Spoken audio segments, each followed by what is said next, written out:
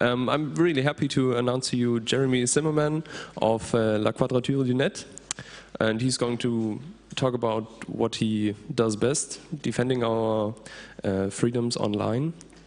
And so yeah, we're going to have quite big of Q&A session in the end of the talk, but we'll do that as it plays out.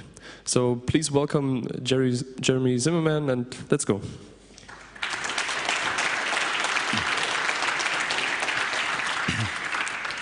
Hi everyone, and thank you so much for being here rather than in the NSA whistleblowers panel, which I think kicks us, by the way, and if I had a choice, I would rather be there. But hi, and hi to everyone who will watch this video later because they're attending the NSA whistleblower panel as well.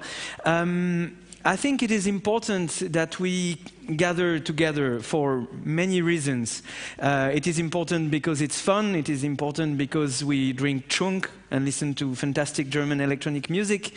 And it is important also because it gives us an occasion to discuss around our common values and to have an occasion to sit down and look a bit at the past in order to be able to plan the future. So this is what I hope it will be able, we will be able, to do together now. Looking a bit at what happened these days and how we can learn from that to do more epic shit in the next month and years. So I don't know if you noticed, but quite important events appeared last year.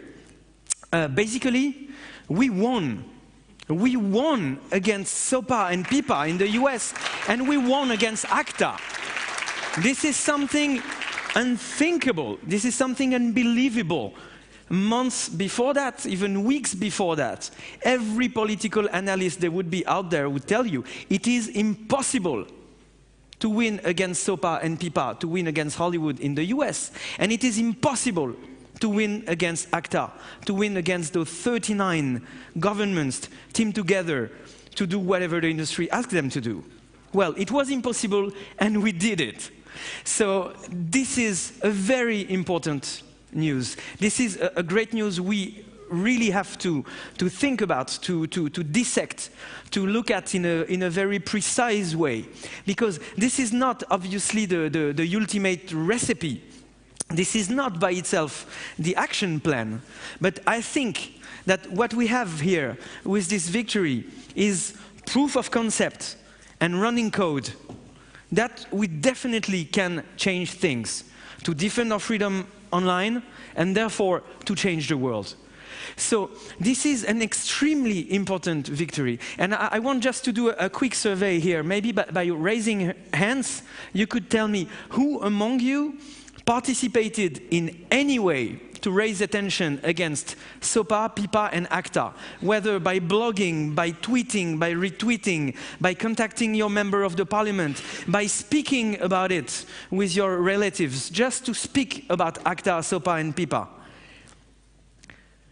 That's something like 90%, 95%, 98% of the room here. And well, all of you are somewhere on that map. This has been done by researchers from Sciences Po in Paris and from Goldsmiths College in London. This is an issue map of ACTA. And so you can see the interaction, you can see the link between the various websites and entities, and you can see how diverse this victory was. It's not La Quadrature du Net, it's not Edry, it's not Kia, it's not Michael Geist who won this victory. It is the internets. The internets won against ACTA. And I think we need to reflect a bit if there are some social science researchers among the audience who are looking for a topic of research. I think this is a good one. So this multitude that we are won against ACTA, but it didn't happen overnight. It's a very long process that we carefully designed, planned, strategized, and it's a 4-year-long process. Actually, the first edit on the wiki of La Quadrature du Net about ACTA dates back from June the 28th, 2008, when the victory happened on July the 4th, 2012. That's 4 years of time during which we worked to achieve this victory, and we were not the first to speak about ACTA. So it is very important, I think, that we understand how we got there, what were the parameters to go there, and as hackers, we know that those parameters can be optimized and that we can do better next time. So among those parameters, and I think it is one of the most crucial ones, is analysis. We had piles of shit like this. This is one page of one leaked version of ACTA, where you can see in brackets the various positions from the various negotiating parties. This is unreadable. This is almost worse to read than the worst Perl code that is out there. But from that kind of pile of shit, we did analysis. We peer-reviewed our analysis. As La Quadrature, we analyzed the text. We confronted this analysis with Michael Geist, with KEI, with Edries, with every other activist that is out there. You remember that previous map.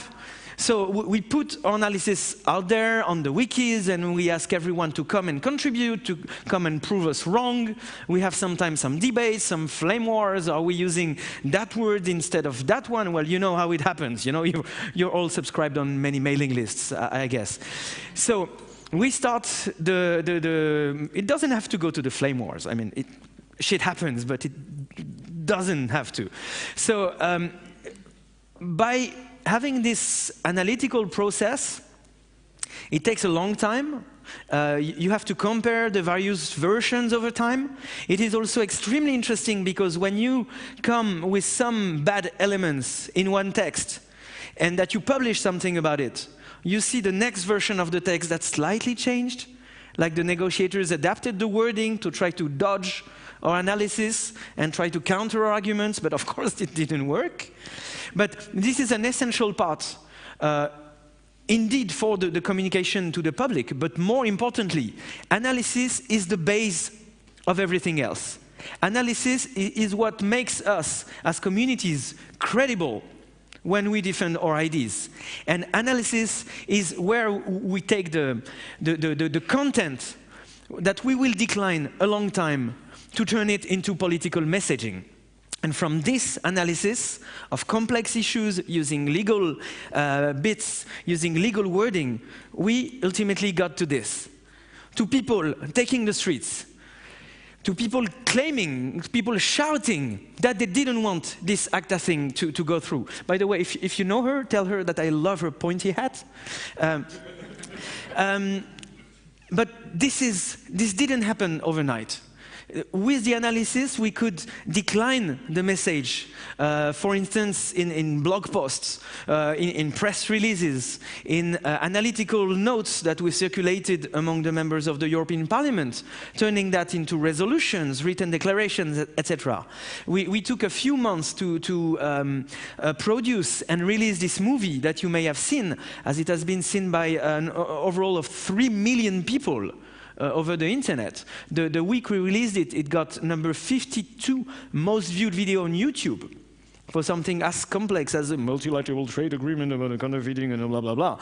So this is something we're quite proud of. But that's one part of turning this analysis into a political message. And then this political message, along with a wonderful series of events, I mean, the arrogance of our opponent was key to win this victory. The same week that SOPA and PIPA got defeated in the US, the US Gov felt compelled to do something for the majors who were so furious and menacing Obama of not funding his campaign again. So they just went and closed Mega Upload. Woohoo! Thank you! Thank you, it was so good, so good. Then we could communicate, well, you see a world where the FBI raids Mega Upload? Well, with ACTA it will be worse. And that's what the US is pushing for, and it is happening right now. And so we could convert that energy from SOPA and PIPA, from Mega Upload, into making our point about ACTA because the analysis was there, because the political messaging was ready. And this is, well, this and the fact that The Commission and the ACTA negotiators were even more arrogant than that. By next week, after Mega Upload was seized, go and sign ACTA. So the signature process is something very formal. It basically means we acknowledge that this version of the text is the text we agreed upon. So it's just a symbol. But in 2 weeks' time frame, defeating SOPA and PIPA in the US, closing Mega Upload and signing ACTA, this was what we were talking about for these years. And all the material was ready. Everything was here to say, well, if you're upset about all this, here you go. Here is some analytical material, and here you go. And so you've all heard of how brilliant were the Polish people at mobilizing their crowds. It basically started with a Facebook message. Somebody from Krakow saying, yeah, let's take the street. This thing is unacceptable. And there were 15,000 on day one. And so this diverse alliance of people who took the street, I mean, well, we've identified the leader of Anonymous, is hidden between a mask and cotton candy. This is what makes him so hard to trace back. And so you had children in the streets. I mean, you had farmers in the streets because they want to be able to plant their seeds with no patents. You had HIV patients in the streets because they want access to medication with no blockage of the shipments. We had retro gamers, 8-bit enthusiasts who took the street with a Super Mario mask, like a Guy Fawkes mask, you know? And who published videos saying, you know this crap we do with showing video games and all? Maybe we cannot do this if ACTA is enacted. So this was also an extremely important part of what we had to do. And once again, when I say we, it's we the internet. It's to reach to a wider audience as possible. From the retro gamers to the kids hidden between cotton candies, to the farmers, the HIV patients, and everybody else. This is also what took years to build. And this also takes lots of energy, lots of time to go to each and every one of them and tell them, have you heard about ACTA? Do you realize how bad it could be for you? Here is the analysis we have, here is the political messaging we have, and we think you might be interested in joining us. We did that through some open letters, we did that through some informal loops of email where many people were CC'd, we did that through more formal mailing lists, we did that through informal meetings and beers around the European Parliament, and etc. And this is also what took years to achieve. And so, you know, which is not the end of the story, but the end of this part about ACTA. 4th of July 2012, 478 against 39. This is what I call a fucking epic win.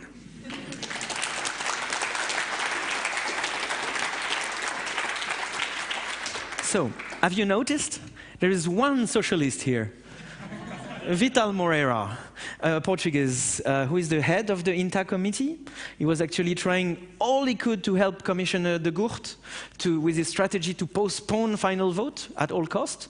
You would also see that the ALDE group represented here is surprisingly united with a no, which is very striking as the ALDE group is usually very diverse.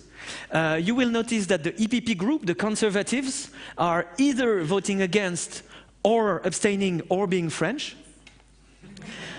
On the 39 pro-ACTA, I think 21 of them, a majority of the pro-ACTA were French, UMP from Nicolas Sarkozy's party. And you will notice that from the far right to the far left, once again, we had people supporting us, which really means that our issues are not this stupid left versus right cleavage, which really means that our values are universal values that can reach everyone. But once again, this vote didn't happen overnight. This wasn't like, oh, people took the street, yay, we won, epic win. No, this is this is the last of 7 votes that happened in the European Parliament on ACTA. And for each of them, we had to be there to decrypt the procedure, to look at what was going on, who was putting what amendments. The first of those 7 votes was probably the most crucial one, even more crucial than the final plenary one. It was when the recently appointed rapporteur, David Martin, along with Vital Moreira, you remember this green dot here, tried to play the game of Karl de Gucht and said, oh, yeah, the Commission will ask the European Court of Justice if ACTA harms fundamental freedoms, and us, the Parliament, are so concerned by citizens' fundamental freedoms that we will also ask the European Court of Justice her opinion about that. Oh, how would you oppose that? Well, actually we did. And it took us 3 elements. One bit from the rules of procedure of the European Court of Justice itself that said that, well, if the Commission challenges the court, well, the Parliament can send its written observations. A bit of the treaty for the European, the TFEU, that showed that, well, if the Commission asks for, well, it didn't show that if the Commission asked for this question, then the Parliament in any way had anything else to do by asking it itself. And it also showed how short the question could be. Like, is ACTA compatible with the treaties? Dot.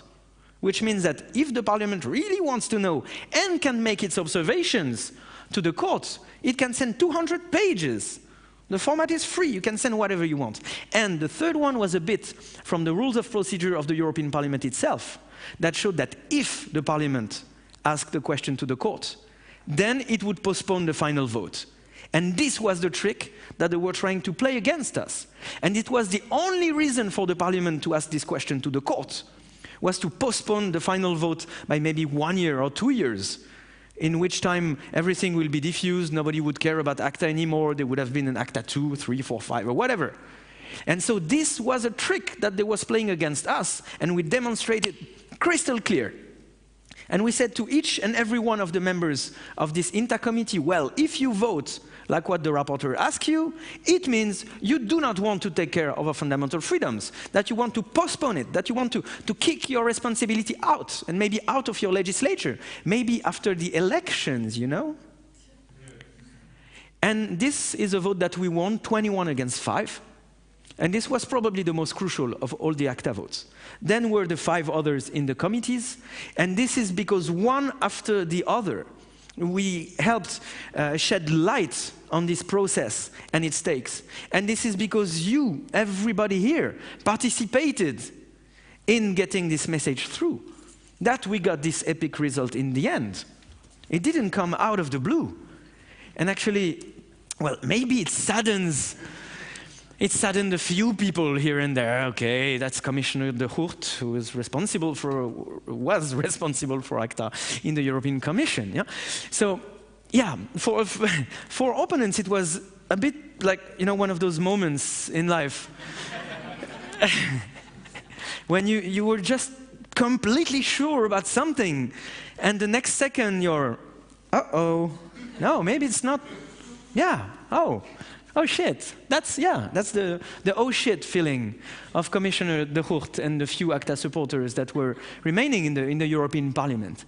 And so this is an extremely important aspect of it all, is that our opponents themselves must understand. We must look at them in the eyes and tell them, we see what you're doing here, we watch you, and now you're standing over the edge of a cliff. Huh? But let's not bathe in too much satisfaction here, because I tell you, this is a very important victory, but this is only an important victory if we use it to look at the future and to go forward, because our opponents didn't even wait for this vote to unravel the rest of their plan. And yes, they do have a plan. It may be a stupid plan, but it is a plan. And you know some of this, maybe. Well, okay, somebody may be made up.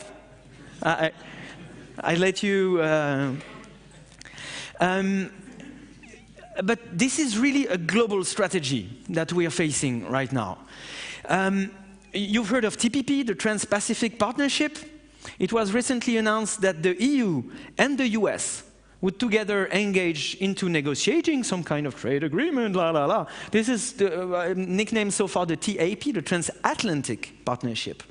And you can be sure that on day one of the negotiations, there will be an intellectual property chapter in it. There will be some enforcement. There will be exactly the same wording that are in TPP, that are very similar to the wording that was in ACTA. So all opponents will never stop, because like the coyote, they have infinite lives. Because like the coyote, they get infinite supply of Acme goods. They have unlimited resources. So this is their plan, and we now have proof of concept and running code that we can counter it. So each and every attempt they will do to impose the same restrictive shit, we will have to be all over the internet, to set the internet on fire, to use every possible bit of pixel and media and whatever centralized or decentralized service there is out there. We will have maybe to take the streets. We will have to be everywhere in each and every committee of the parliament. We'll have to do this over and over again and be better and better each time at doing it. So this is something I ask you, all of you here, to think about. So this was not just a rehearsal, but that was just one episode. And there will be many others. But the good thing is that now we are in a position where we are mature enough, where we may be potentially strong enough politically. Come on, we beat Hollywood. We beat the US Gov. We beat the European Commission at this game. So maybe we are powerful enough to deploy our own plan. And actually we have a plan. We already also have a proof of concept and running code for that plan. For those who cannot read that, it means sharing will save the world. And this was put like this on this statue somewhere in Paris during some protest. I think it's beautiful. So we have proof of concept and running code. It is called a free internet. And it still vaguely exists in some parts of the world, including ours. And it is a huge machine for sharing that makes this world a better place. We know that. Everybody, it's obvious to say that here. But we have this machine still between our hands. And we know that sharing makes things go better, because we have Wikipedia, because we have GNU and free software, because we have BitTorrent, and it just works. But more importantly, we are today engaging in some cultural activities that are based on sharing and remixing of the works. It is not an idea, it is not a concept. This is our culture today. And I engage you, I invite you to go to countries in Latin America. I haven't been to Mexico, but read so much about it, and I've been to Brazil and saw that. Those new musical movements, like Tecnobrega, like Baile Funk, like those sonideros, on every street corner, they just take, reuse, remix, and share. And that's the way culture is going on, and it's so vibrant around there. This is what we do. This is what exists today. So when our culture is here, and when the law is going in that direction, it's not by making the law go further in that direction that we'll get anywhere. And it's not by trying to make culture go in the same direction as the law, because it won't work. So, here is the plan. The plan is to try to make law come again on the same track as what a culture is, of what a world is, or what a technology is today. And so this is much easier to say than to do, obviously. And this is probably a much more difficult task than even to beat ACTA. And oh boy, this was difficult. But come on, we're hackers after all. We know how to do difficult things. We know how to do things that for people are just like black magic, right? So here we go, and this is the exercise I offer to your intelligence here. Let's do it. Let's make a plan. Let's do the analysis. Let's share and cross and peer-to-peer this analysis. Let's get to the widest coalition possible. Let's turn all this into some political messaging. Let's flood the fucking internets with it. And in the end, proof of concept, running code. In the end, we win. So, how do we do that? Well, we tried modestly, as La Quadrature du Net, to formulate for some time our proposals. So each time we were opposing some piece of crap legislation, at the same time we were building a proposition. Well, that's the way we used to think. You know, we're hackers, we're builders, therefore we have to build things. And also it very much fits the way politicians and journalists interact with us. Oh yeah, you're against this three strikes law, but what do you propose, huh? Well, what do we propose? Okay, take a look at this. Here you have a book, here you have the 30 pages, this and this, and oh, shit, they're serious. Huh. So, we've been building proposals a long time, and we've put them in one and same place. You have the URL here and a very trendy QR code here you may want to flash with your device. And we put that out there like the rest, and we call people to comment, to oppose, to troll. And so this is the basic structure of it. It's about defending the human rights in the digital society. It's about protecting a free and open infrastructure. And it is about maximizing the sharing of knowledge. So those are the angles, and I invite you to read into the details.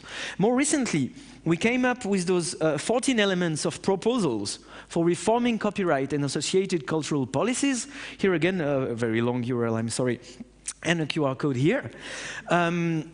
Those were detailed by Philippe Aigrin and other thinkers of copyright and cultural policies.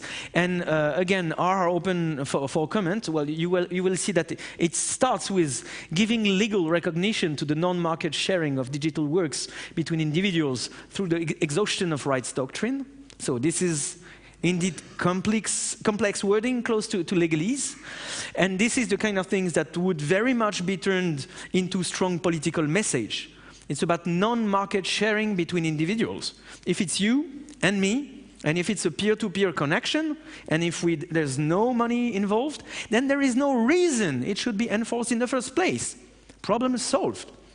And this is among the things we have to explain. So we could discuss that in great length. It could take hours, and we actually planned a workshop that can take as long as we want.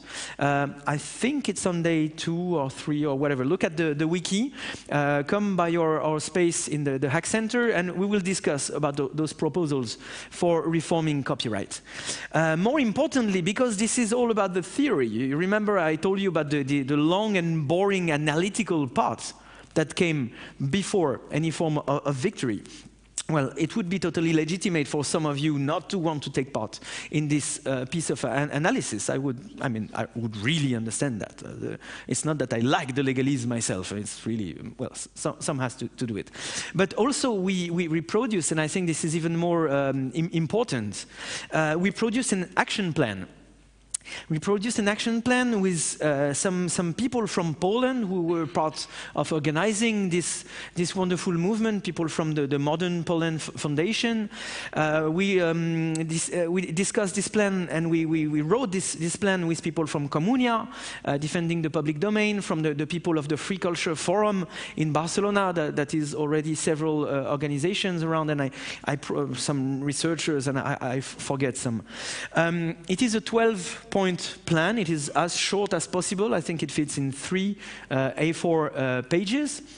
And it is currently on that URL on a collaborative platform called Comment, where you can just select a piece of text and make a comment on it. It is far from being perfect. It is a very, very rough first draft. The English is not even quite good. But it would be extremely helpful if you could note down this URL. And when you find some time, go there and help us by commenting those actions that we plan as being the way to go to change copyright for good, to stop this copyright madness, to stop this trend of using copyright enforcement as a pretext to program into the very core of the network rules that amount to censorship, to program the very same equipments that are used in authoritarian regime for political censorship and turn them into copyright enforcement machine. We have to stop this trend. And this is, modestly, I'm not saying this is the plan or the master plan. This is one plan of action. And when you will have commented it, when we will have integrated the comment and produced another version and maybe commented on the second version, I told you this is a long process. Then we can go to each and every one, to every organization there is around and ask them, do you agree? Do you think this is the plan? Do you think we could go for it now? And then we can start to get things started. So this is one way of acting. This is the analytical part of it. And then indeed is the way we put this in form. We put this into action.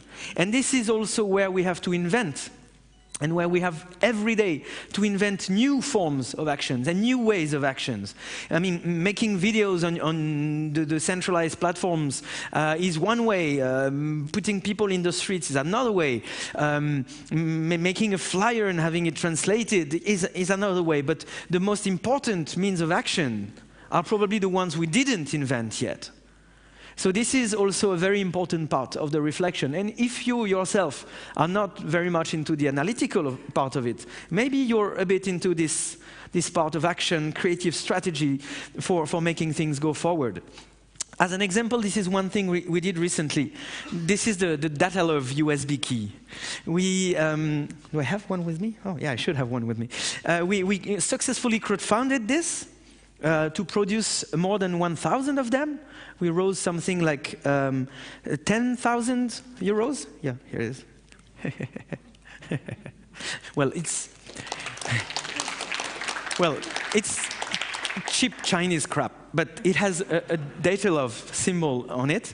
It is 8 gigs, and 4 gigs out of it are filled with books, with movies, and with music that all together call for reforming copyright.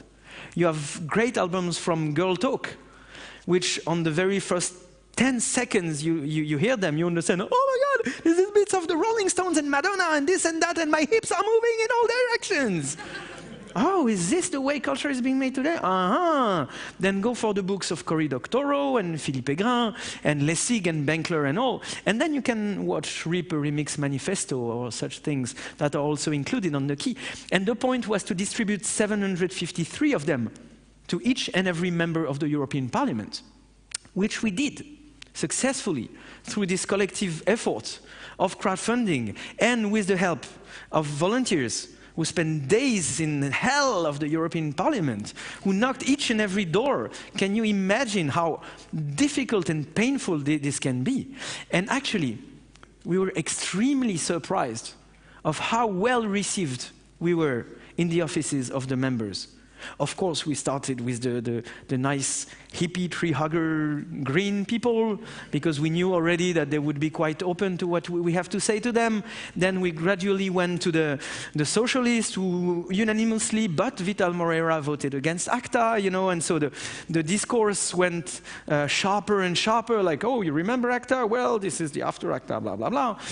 But the major amazement was to see that even the liberals and even some conservatives were open to our message. They were surprised by the fact that we were not coming to their office to shout for 1,000th time, no to whatever thing you're about to vote, but just to give them something. Yeah, we're from the internet and we give you this, you know, come, yeah, keep it, yeah, we can do this, you know, we're the internet. And some assistants run after the volunteers and say, hey, can we have one for ourselves? I think that most of the others just kept them for themselves, but this is good also because the assistants are key in those debates. And very often, by the discussions with their members, they are the ones shaping the positions and the policy, except when there is an unbreakable group position, but then we're here to try to break the group position. And some assistants were also running after us or just finding us again in the corridor saying, hey, we looked at it, we listened at it, that's cool, thank you, man. And so this is quite simple. I mean, 10,000 euros through 250 people who contributed. It's not much. I mean, compared to how much we love the internet, come on, that's not much compared to what costs a lobby firm, a lawyer firm doing lobbying. And that's probably the cost of half a day of Norton Hill or those philanthropists, people. So we did this. That's one idea. That's one way to set a foot in the door in the offices to try to start a discussion with them. It was also an occasion to start mapping. Who was receptive got a little plus on our paper. Who was hostile got a little minus. And this will help us to further develop a strategy there. So, as Nina Paley puts it,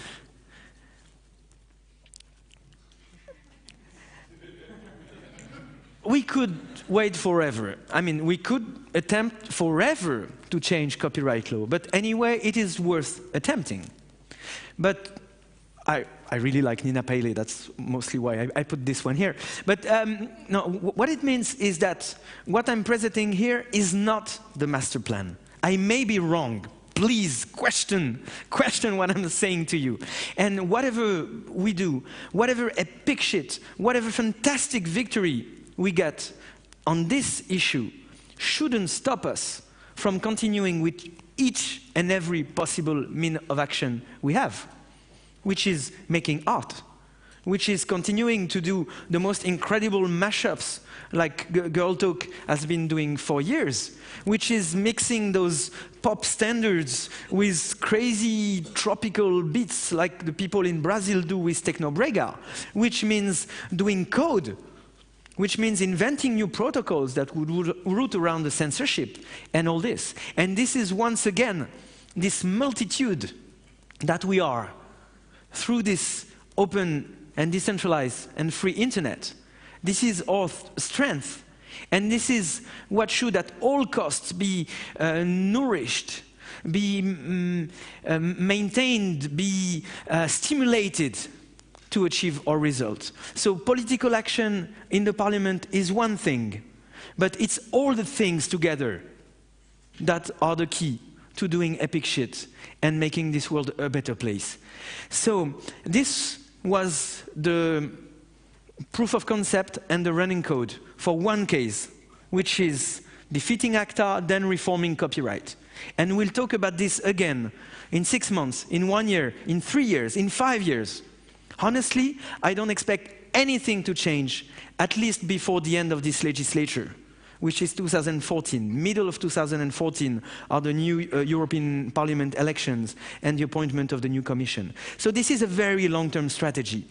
But what we have to keep in mind is that these copyright issues are just one part of the problem. And all the parts, all the ones I mapped here and others, are interlocked together. Copyright means breaches to net neutrality when we program the routers to determine which legal content should go through. Net neutrality is related to censorship when an operator decides what is going through or not through the network. Censorship is indeed related to surveillance when we have to watch the communication to get to know which goes through. And surveillance is indeed related to what's happening here. Is that me? Censorship. Thank you. Oh, yeah, mic neutrality. And surveillance is now indeed deeply linked to copyright. When those private companies are monitoring the network, monitoring what we do online in the name of the so-called enforcement. But what you have in the middle of it is the most important part. What you have in the middle of this are our fundamental freedoms. It's our freedom of expression. It's our freedom of communication. It's our privacy. It's our right to a fair trial. It's our freedom of assembly. And all this is at the middle of these issues, of this dossier we have to work on, of this multitude of attacks that we will have to counter by doing epic shit in the European Parliament and elsewhere. And all this require a positive agenda that we will push. So this is a very, very difficult job. But I hope that you all understand that we have to do it.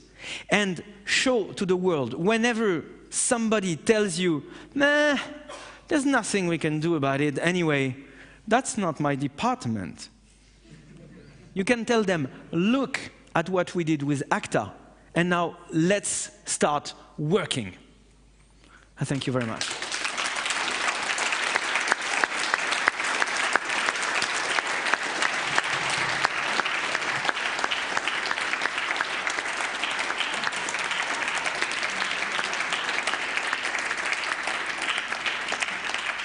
So I hope you will troll, I hope you will comment, I hope you'll have questions. There are microphones here, so if you could queue in front of them, I think that's the most balanced way of mitigating or load balancing the questions.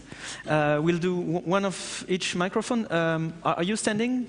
Okay, so okay, that's one queue, that's even better. No, excuse me, here, there, are you queuing for a question as well? Okay, so oh, okay, good. Michal? Oh, hi. Hi, Jeremy. Nice to see you again. Two things. First, to draw the line a little bit further from what you've said. Just think about could anybody here think about what would happen if an MEP walked into the European Parliament stand or whatever and started calling for removing women's right to vote. Can you imagine that? Just wait for, because here's the kicker. He would be probably just laughed out of the building because it's so absurd. And this is the point where we have to get the copyright debate. That we don't have to change the law, actually. This is exactly what you've been talking about all the time. We need to make it so that every single MEP, whether he likes it or not, knows that if he proposes more copyright, surveillance or whatever, he will be laughed out of the building. This is what we have to achieve so that we can actually win. And this is the epic shit that has to, this is what the epic shit has to achieve. And the second thing about the epic shit, there's an epic website in Poland called Strata Kazika, which means Kazik's loss. Can you spell it? STRATAKAZIKA.pl. Do you have a QR code for it? Thank you, thank you, thank you. So anyway, the idea is simple yet brilliant. At some point, Kazik is a well-known singer in Poland, and at some point, one of his CDs got really, really badly pirated. Oh. And he said something like, "Oh, those internet users are basically, pirates or whatever." And a guy just said, "Okay, let's start counting the losses." He set up a server, he set up a website, and in the background on this server, the CD is being copied and deleted all the time, over and over again. And each copy and deletion is counted and multiplied by the price of the CD.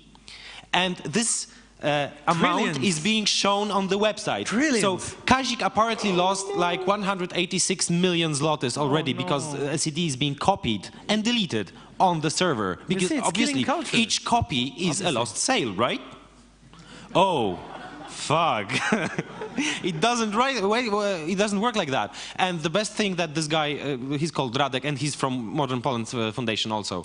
The awesome thing that this guy said on the recent copyright debate thing is that I'm actually waiting until this, this amount surpasses the net. What's the English name? The GDP. Earth, net GDP, no? GDP, yeah, Earth GDP. Okay. This will be the interesting point. The tipping point. Very exactly, good. Thanks. Very good. It's a fantastic example of how code can help convey a political message. And about the first part of your intervention is making the people who push those crazy lobby-driven, repressive and damaging legislation, to expose them is also extremely important, because in the end we increase the political cost of taking those bad decisions. And this is also something you can do with code. And you can do this with some bit of code called political memory. That is a website that we developed along the years. That is a wonderful Django application. You can come to a workshop about it on La Quadrature du Net's assembly later on. We basically score the members of the European Parliament according to their votes. So you see over time who are the good ones, who are the bad ones, who is improving, who is deproving.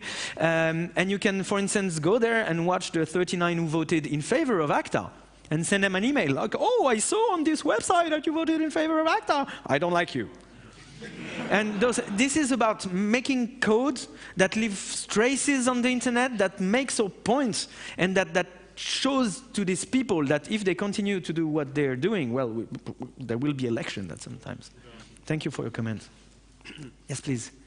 Hi, Ville Oksanen from Electronic Frontier Finland, and as you know, in Finland a couple of months ago, a 9-year-old girl got paraded by the Finnish police because he was sharing one CD in Pirate Bay by accident.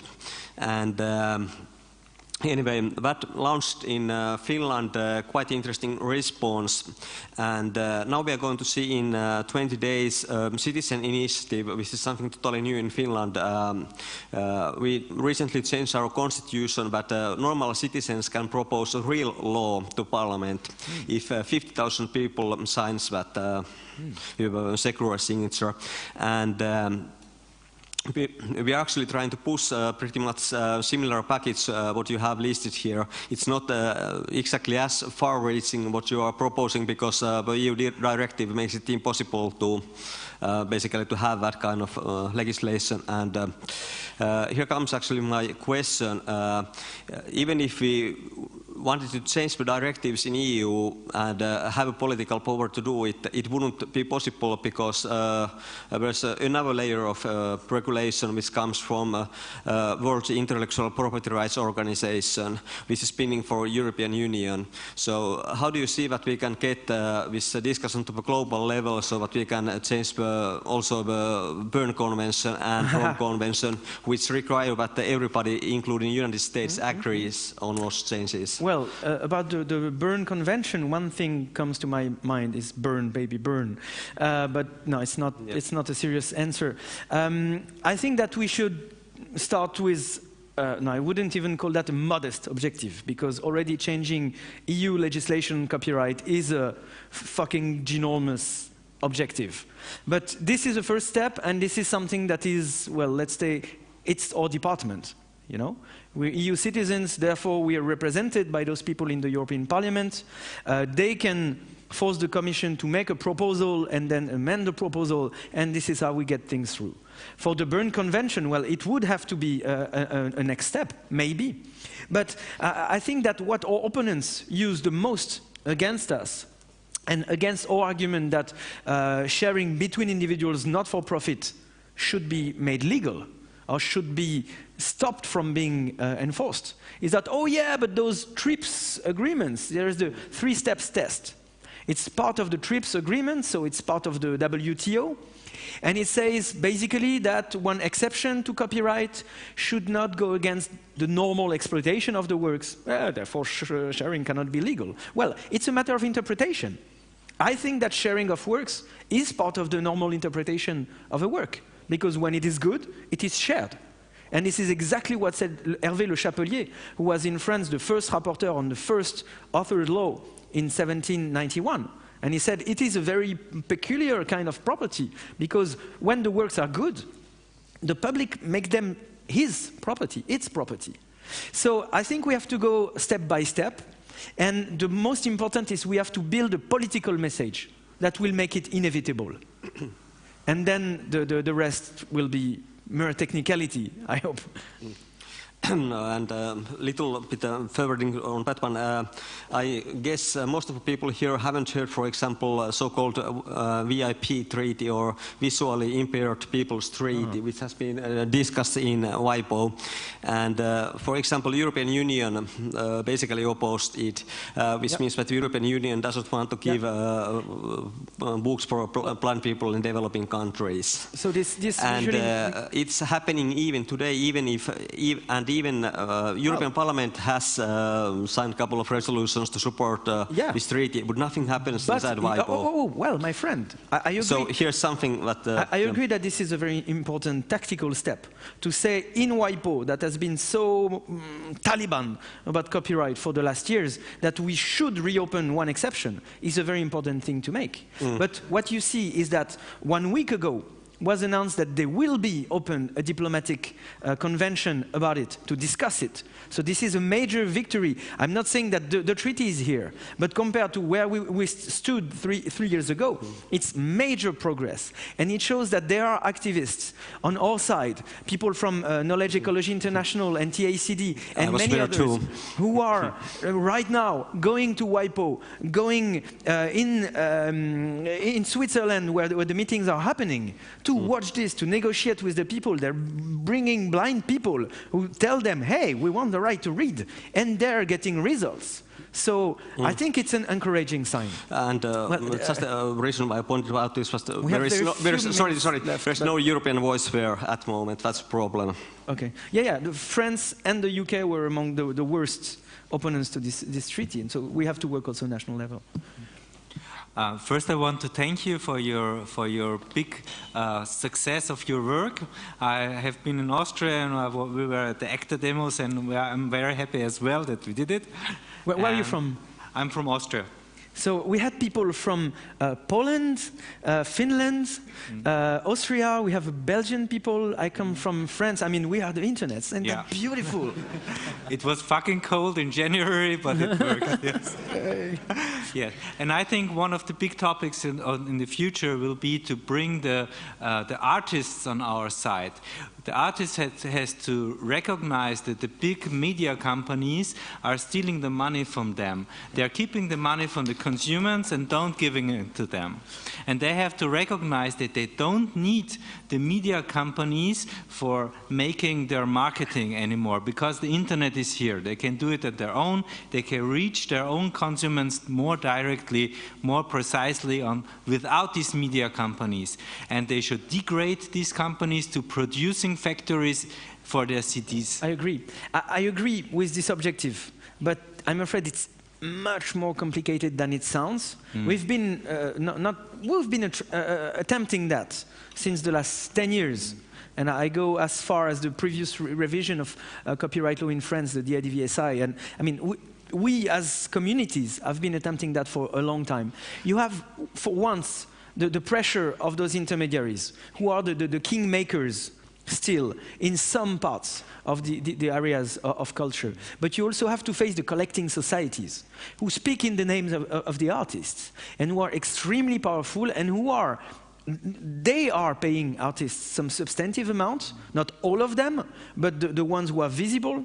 Some of them are half of their rent paid by a collecting society, which is more than enough to block them from saying anything against them.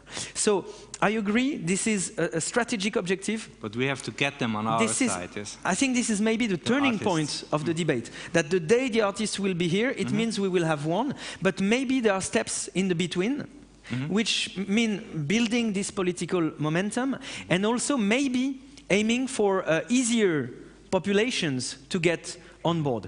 The farmers with the seeds and the patents are already somewhere there. The researchers with access to scientific publications, and those editors who are ripping everybody off, which is something completely outrageous. Researchers are now revolting against the editors. So researchers will come on board. And I think that this is little, by adding communities in the bandwagon, that ultimately we will get to the artists, but we're not there yet. And one yeah.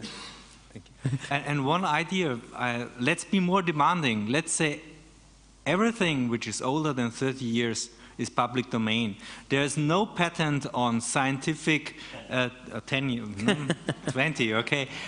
There's no patent on scientific discoveries, no patent on design, colors, the sky, or biologic facts, yes. And let's pay the companies for using our public environment to bring us their media. I'm sorry to interrupt you, but as there are 4 minutes left and 3 questions, come and discuss that to the copyright workshop we'll do. Come and comment the action plan. We have to spend time to discuss about all these issues, but I fully agree. I fully agree. Daniel. Hi, I have 2 little quick questions. So the first one is obviously, you said the people behind ICTAS, PIPA, and etc. will repeat that process and will do that shit again. So we have to defend ourselves again. So obviously, their doings have huge financial costs, but our defense has also a huge energy cost. So my question is, what tools are built or can we build to make it easier for citizens to repeat that process and to make sure that they will get tired before we get tired? Well, to make a long answer short, first of all, we need new blood, young assholes like you. Thanks. 10 years younger than me, and who will do this kind of things again when I'll be retired or dead, whichever comes first. So first of all, the people who are younger than us have no reason not to be part of it. Then one part of the answer would be the Python, and there is a workshop about it on the assembly of La Quadrature du Net one of these days. It's, once again, we put some bits of code and some bits of technology together. It's a voice over IP front end, which allows us to make a campaign and target some members of some committees, some people in the European Parliament. We remove the tree-hugging Greens because they agree already. We remove those nice liberals because they agree with us. This evil conservative, we put extra weight on her because she's Marielle Gallo.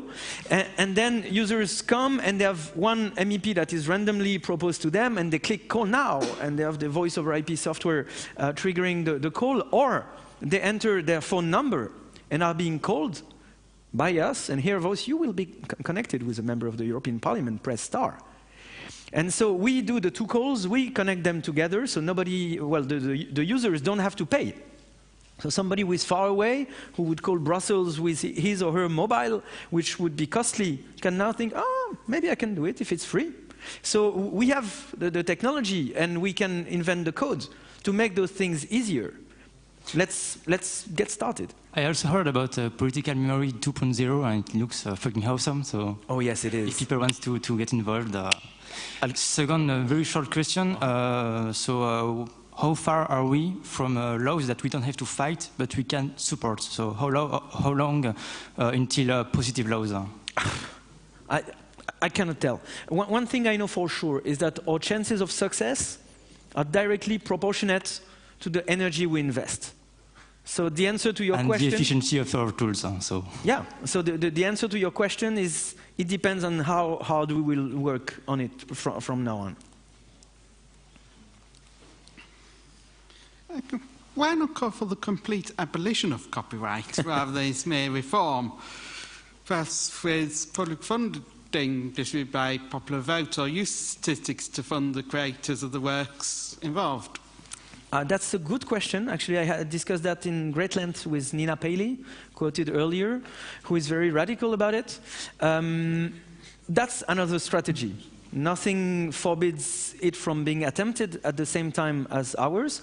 I don't think it's the best one, because I think some elements of copyright can be useful, like, for instance, the defense of moral rights and attribution rights.